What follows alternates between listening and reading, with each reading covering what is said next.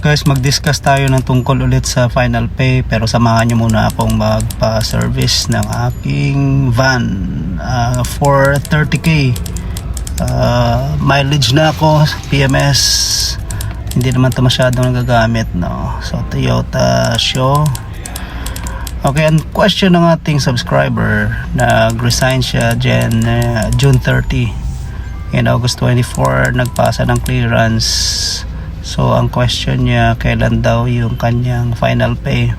So sinasabi na natin sa Labor Advisor 6 years of 2020 dapat within 30 days yan from the time of separation. Pero itong question, June 30 ba ang simula ng bilang niya or August 24? Well, in my view, that's August 24 kasi yan yung nag-clearance siya, no? From the time na nag-clear ka, kasi obligasyon natin yan sa ilalim ng Milan versus NLRC, hindi sa time ng resignation, no?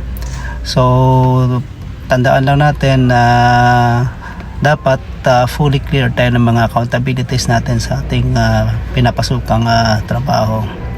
So yan ang rule, guys. I hope you learned something from this. Yan, so sa likod ko nga pala Fortuner, yan ba yung magiging part ng ating pang hearing ba yan? Pwede ba yan?